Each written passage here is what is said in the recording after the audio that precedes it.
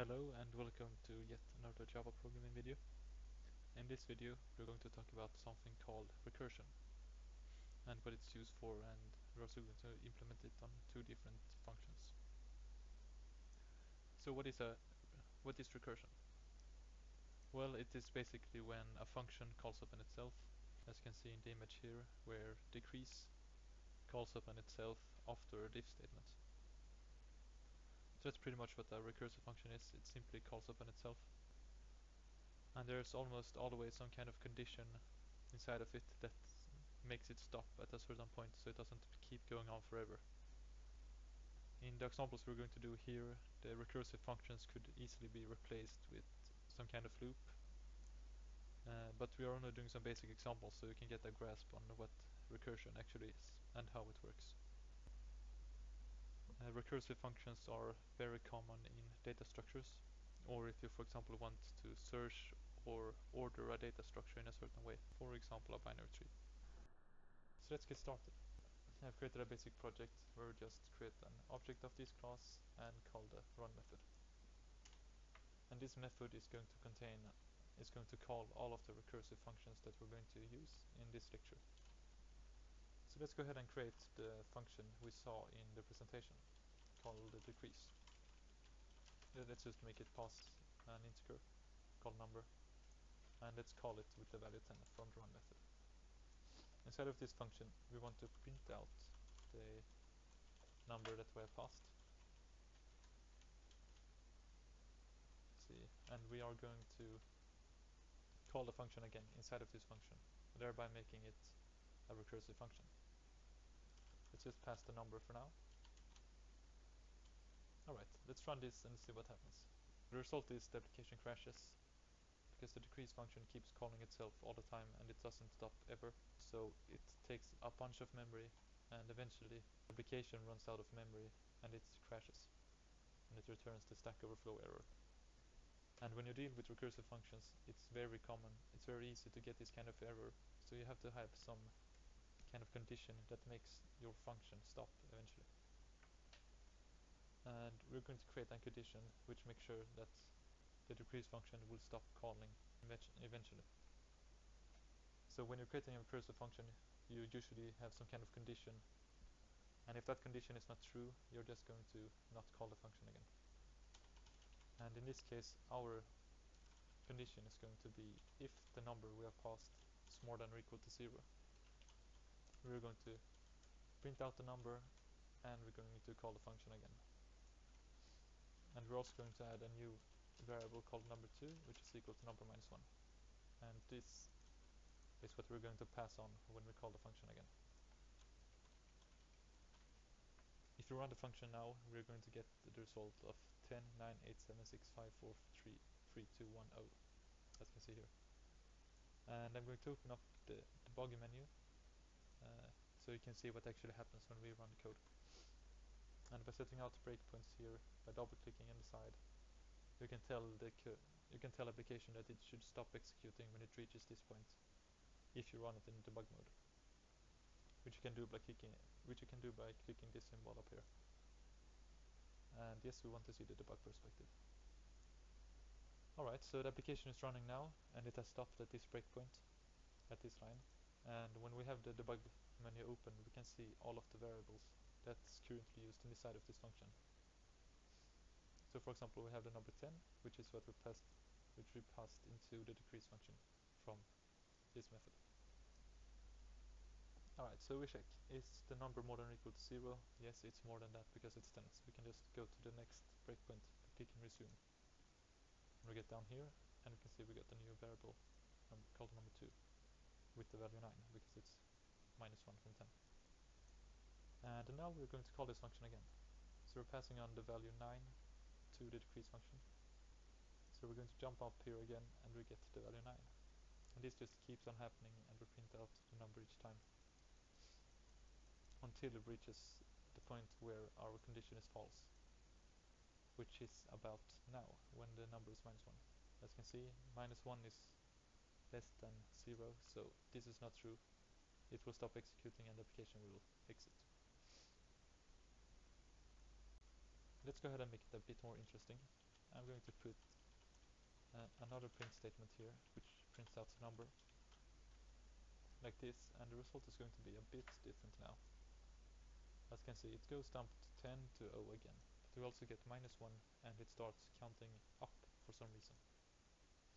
And this is pretty interesting, and it's actually kind of hard to follow this process. So I created an image which might help you understand a bit. But first of all, we're going to run it in debug mode and see what happens. So the first 10 steps, or 10 calls, are the same as before.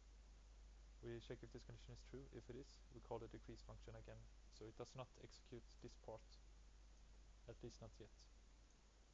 So we keep doing this until we reach the point where the condition is false, which is now.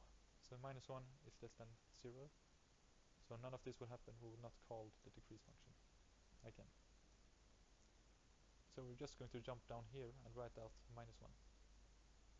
And this is where it gets interesting. We have now reached the end of the function. There is nothing after this. And when you reach the end of a function, it only returns to where it was called from. So when we exit this function, we will actually be returned to the decrease function again, but the one that called on it, which had the number value 0. This is just a more basic example where we just passed on the value 2 first. Alright, so this is what happens. We've already gone through this. We go to the function, it decreases the number by 1, so we have 1, 0, -1, all the way down here.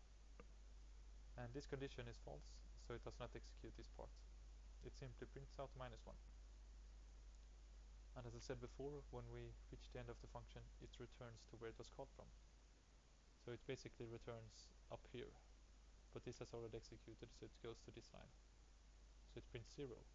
And now we have actually reached the end of this function. So now we go back to the other function which called upon it, which had a value 1, and we print out 1. And then once again we reach the end, so we go up again to the original function, and which has the value 2, so we print out 2. So basically the recursive function will first go deep, call upon itself and call upon itself and call upon itself, and then will actually re-enter all of the previously called functions. So as you can see, recursive functions can get really, really complex, and it's very easy to mess it up. So we're just sticking to some simple functions now, and in a future video we will cover some more complex recursive functions that, for example, deal with sorting or searching. But let's just create one more recursive function called printString. And it's going to take a string, and we're going to print each letter of the string. So once again, we need some kind of condition if we don't want it to crash. And the condition is actually going to be if the length of the string is more than 0, we are going to print out a character. So let's just print out the first character in the string by taking char at the position 0, which is the first position. And at one point we're going to call the printString function again. And let's terminate the old call and just comment this away. Right, so right now we print data out and we call the function again, but it never stops because we need to shorten the string in each call. So we're going to create a separate string called substring, which actually just shortens the string by 1. So it removes the first character in the string text. So let's just pass it out, this one down, and it's going to remove the first element in each iteration, and it's going to print out the character at the first position. And if I pass something inside of here, like hello recursion or something like that, it's actually going to print this out letter by letter. And once again we can just jump into the debug mode so you can see what happens. Yes, I want to open it. As you can see, the text value contains hello recursion. So we're going to jump down to the breakpoint. We don't need that one. Down here, and we can see we created a new substring which removed the first letter, which is H. And we printed out H because this had already run. And now we call the function again by passing substring, which contains the value hello recursion. So the new call gets a low recursion, a text, and we go down here and we remove one element for the first character, and we also print out the first character. So it works in pretty much the same way as it did with the decrease function. And now the text does not contain anything, so the length is 0. So this condition is not true, so it's just going to stop. And if we put the print statement here, it would print it backwards too, just like it did in this example. But we actually need to create an extra check here if the length is not equal to 0. And we get hello recursion, and then we get it backwards. So those were just two functions, two very basic recursive functions that I just created to show you the concept of what recursive function is and why you would use it.